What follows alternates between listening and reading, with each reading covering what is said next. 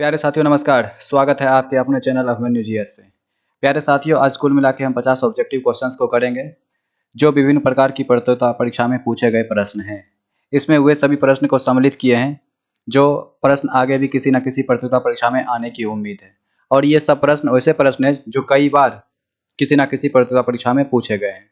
तो उम्मीद करते हैं प्यारे साथियों, क्वेश्चन नंबर 1 से लेकर क्वेश्चन नंबर 50 तक आप लोग देखिएगा और वीडियो देखने के बाद आप ये बताइएगा कि आपका कितना क्वेश्चन सही है। जरूर आप कमेंट कीजिएगा कि आपका कितना प्रश्न 50 में सही हो रहा है।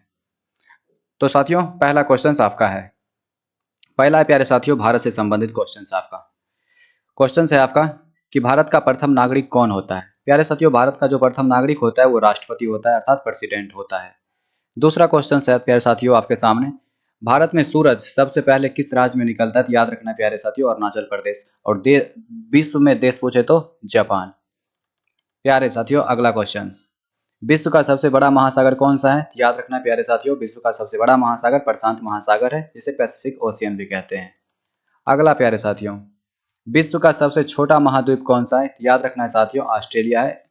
ऑस्ट्रेलिया एक देश है प्यारे साथियों, ओशिनिया के नाम से ये महादेश जाना जाता है, लेकिन ओशिनिया महादेश में सबसे बड़ा देश ऑस्ट्रेलिया है, इसीलिए ऑस्ट्रेलिया कहा जाता है कि सबसे छोटा महाद्वीप है, लेकिन रियलिटी में ओशिनिया है साथियों। नेक्स्ट क्वेश्चन आपका है साथियों, दुनिया के किस देश को लैंड ऑफ राइजिंग सन कहा जाता है। जस्ट इसका चर्चा भी किए थे। वो कौन सा देश है प्यारे साथियों, जापान है। जापान प्यारे साथियों 4 प्रकार के द्वीप से मिलकर बना है, क्योटो, कोशियो, होक्काइडो और होन्शु। इस प्रकार 4 द्वीपों से मिलकर बनने वाला देश जापान है। और इसी देश पे प्यारे साथियों परमाणु बम भीग रहा था 6 अगस्त 1945 और 9 अगस्त 1945 अमेरिका के द्वारा। याद रखना है साथियों।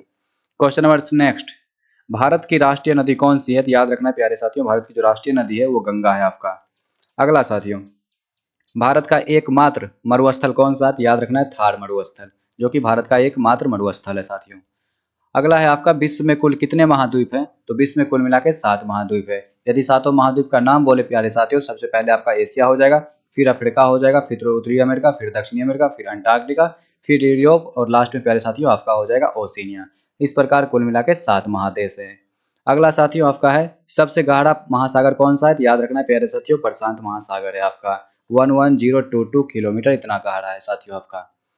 अगला क्वेश्चन है, धरती के केंद्र से गुजरने वाले अक्षांश कौन सा है। तो याद रखना है भूमध्य रेखा अर्थात 0 डिग्री, या फिर विषुवत रेखा, या फिर इक्वेटर, इसी का सब नाम है। अगला क्वेश्चन आपका है प्यारे साथियों, भारत के पहले राष्ट्रपति कौन थे। याद रखना है भारत का पहले राष्ट्रपति जो थे डॉक्टर राजेंद्र प्रसाद थे। भारत के पहले प्रधानमंत्री कौन थे। याद रखना है प्यारे साथियों, भारत के पहले प्रधानमंत्री पंडित जवाहरलाल नेहरू थे। अगला है, भारत की पहली महिला राष्ट्रपति कौन थी। याद रखना है प्रतिभा देवी सिंह पाटिल। अगला क्वेश्चन है आपका, किस मुगल बादशाह को जिंदा पीर कहा जाता था। याद रखना है औरंगजेब। अगला साथियों, भारत के पहले मुस्लिम शासक कौन थे। याद रखना है बाबर। अगला साथियों आपका क्वेश्चन है नेक्स्ट, कबीर के गुरु कौन थे। याद रखना है स्वामी रामानंद। अगला क्वेश्चन आपका है, भक्ति काल को हिंदी साहित्य का कौन सा काल कहा जाता है। इसका सही आंसर हो जाएगा स्वर्ण काल। नेक्स्ट क्वेश्चन है आपका साथियों, हिंदी का पहला सामाजिक उपन्यास कौन सा माना जाता है।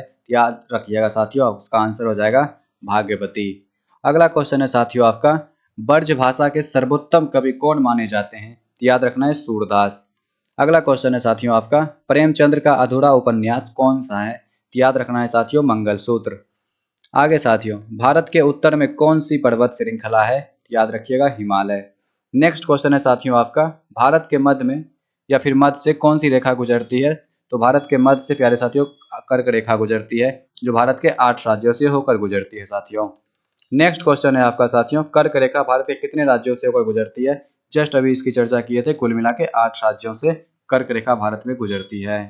अगला साथियों आपका है, भारत के किस राज्य की समुद्र तट रेखा सबसे लंबी है। याद रखना है गुजरात। और सबसे छोटा साथियों गोवा, याद रखना है। अगला प्यारे साथियों आपका क्वेश्चन है 23 नंबर, भारत में शीत मरुस्थल कौन सा है। याद रखना है, या फिर कहाँ है, लद्दाख में, अर्थात लेह। लद्दाख की राजधानी प्यारे साथियों लेह होता है। अंडमान निकोबार द्वीप समूह कहाँ स्थित है। अंडमान निकोबार द्वीप समूह प्यारे साथियों बंगाल की खाड़ी में स्थित है। और लक्षद्वीप साथियों अरब सागर में, याद रखना है। भारत 3 दिशाओं से किन समुद्रों से घिरा है। याद रखना है पूरब में बंगाल की खाड़ी से, पश्चिम में अरब सागर से, और दक्षिण में हिंद महासागर से। इस प्रकार प्यारे साथियों इधर से आपका जो हो जाएगा पूरब से ये हो जाएगा बंगाल की खाड़ी, और पश्चिम से साथियों हो जाएगा आपका अरब सागर, और नीचे से आपका हो जाएगा हिंद महासागर।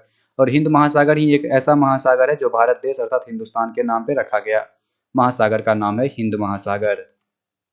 नेक्स्ट है आपका, भारत में सबसे पहले सूर्योदय किस राज्य में होता है? ये क्वेश्चन देख लिए थे, अरुणाचल प्रदेश में।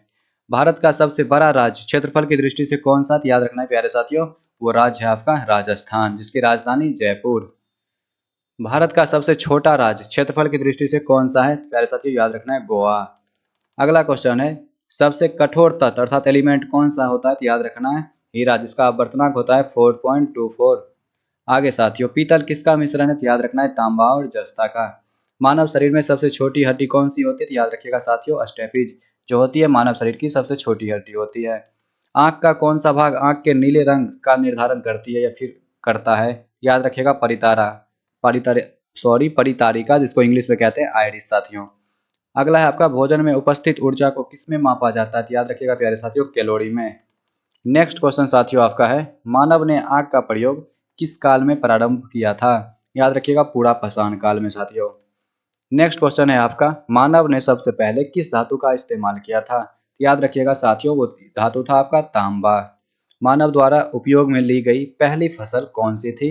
याद रखिएगा पहली फसल जो थी आपका वो जौ था साथियों।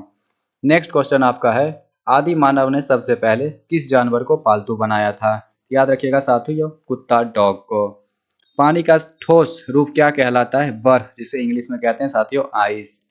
राजनीति, खेल और करंट से संबंधित कुछ क्वेश्चन हैं साथियों, उसको भी देख लेते हैं, आगे मिलेगी। भारत में राष्ट्रपति का कार्यकाल कितने वर्षों का होता है साथियों? वो हो जाएगा 5 वर्ष।